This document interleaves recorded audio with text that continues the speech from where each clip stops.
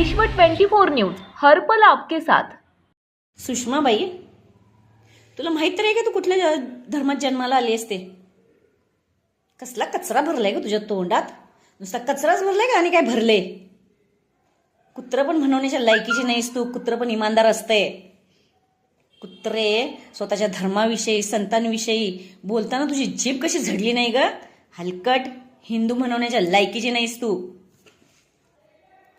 माकडांनी पूल बांधला म्हणतीस? अगं, इतिहासाची साक्ष देत अजून तो पूल उभा आहे. तुझ्यासारख्या आंधळीला ते दिसणार नाही. हा हिंदू धर्म आहे. इथे जेवढं महत्त्व देवाला तेवढंच प्राणीमात्रांची पूजा केली जाते. ज्ञानदेवांनी रेड्याकडून मंत्र म्हणून घेतले. खरं तो रेडा सुद्धा त्या लायकीचा होता, पण ते तुझ्यासारख्या म्हशीला कळणार नाही. तेवढं ज्ञान पाहिजे तुझ्याजवळ. कुठंतरी आलेली तू, तुझ्या जिभेला जरा सुद्धा लगाम नाहीये. तुझ्या पक्षात आहेस की नाही आता? त्या पक्षाचे जनक जर का जिवंत असते तर मुळात तू ह्या पक्षात नसतीसच.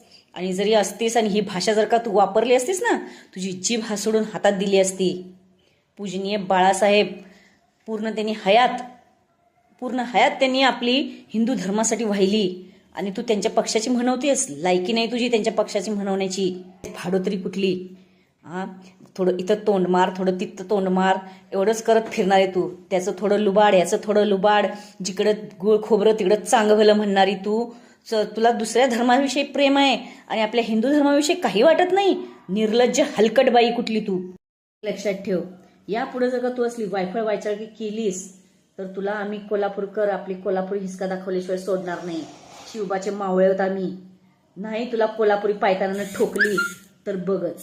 कि विस्की में विष्णु बसे, विस्की में विष्णु बसे, रम में श्री राम, जिनमें माता जानकी और ठर्रे में हनुमान, सियावल रामचंद्र की।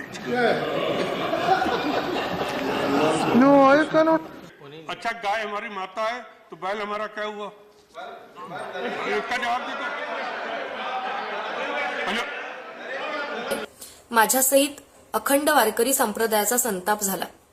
या विरोधात निषेध व्यक्त करण्यासाठी अनेक अधिकार संपन्न व्यक्तींनी आपल्या अधिकारवाणीने खडे बोलही सुनावले.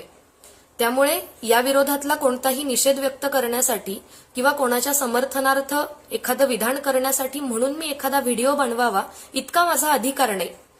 पण सकळांसी येथे आहे अधिकार या न्यायाने माझ्यातल्या ज्ञानोबा तुकोबांच्या विचारांनी प्रेरित झालेल्या एका सर्वसामान्य वारकरी कीर्तनकार स्त्रीला या विषयासंदर्भात जे वाटतंय ते आज मला बोलायचे. कारण मी अशा वारकरी संप्रदायाची आणि संत विचारांची पाईक आहे जिथे ज्ञानदेवादिक भावंडांना प्रचंड छळणाऱ्या कर्मठ समाजाने नंतर ज्ञानोबारायांच्याच विचारांची कास धरली. जिथे तुकोबारायांच्या गाथा इंद्रायणीच्या डोहात बुडवण्याचा प्रयत्न करणाऱ्या समाजाला नंतर तुकोबारायांच्याच ज्ञानसागराचा आणि विचारांचा मोह झाला. जिथे रंजल्या गांजल्यांसाठी, जनमानसांसाठी आणि एकूणातच राष्ट्राच्या उभारणीसाठी या सगळ्या संतांनी आपल्या शब्दसमिधा अर्पण केल्या आणि सर्वसमावेशक अशा संत साहित्याला जन्म दिला.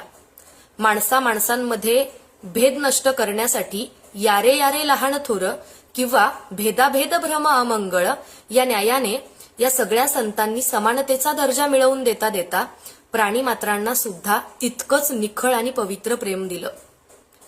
मग अशा वेळी विश्वमाऊली ज्ञानोबारायांनी या सगळ्या विश्वाचं मातृत्व जपत असताना किंवा अखंड संत मांदियाळीतल्या कोणत्याही संताने युद्धाचं उत्तर युद्ध हे न देता संयम आणि शांततेने प्रतिकार करणे हे युद्धाचं उत्तर दिलं.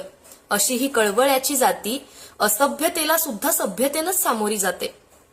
पण या ठिकाणी एक गोष्ट स्पष्ट करेन की 13 वर्षांपूर्वी एखाद्या व्यक्तीने अखंड संत मांदियाळीवर, संत महात्म्यांवर किंवा हिंदू धर्मातील कोणत्याही देवदेवतांवर केलेल्या काही आक्षेपार्ह विधानांचं मी अजिबातही समर्थन करणार नाही.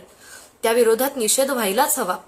पण या व्यक्तीने या सगळ्या विधानांच्या संदर्भामध्ये पत्रकारांना 1 तास स्पष्टीकरण जरी दिलं असलं तरी सुद्धा मी याचं समर्थन करणार नाही. पण मला या संदर्भात वाटलेली काही मतं मात्र या ठिकाणी नोंदवेन की या स्पष्टीकरणादरम्यान या तासाभराच्या व्हिडिओमध्ये त्यांनी कुठेही वारकरी संत परंपरेचा आणि संतांचा अपमान होईल असं विधान आपल्याकडून होणार नाही याची पुरेपूर काळजी घेतलीये आणि तसा पराकोटीचा प्रयत्नही केलाय. मग आपण जर असं म्हटलं की 13 वर्षांपूर्वी त्यांनी केलेल्या विधानांवर वारकरी संप्रदायाने जी कठीण भूमिका घेतली त्या भूमिकेला शांत करण्यासाठीच फक्त त्यांनी वरवरचा दिखावा म्हणून अशी भूमिका आणि संप्रदायाचा आदर दाखवला असेल, तरी सुद्धा शांततेचा, शांतीचा आणि क्षमा, दया या सगळ्या तत्वांचा पुरस्कार करणारी आणि प्रचंड मोठा वारसा असणारी आपण वारकरी मंडळी आहोत.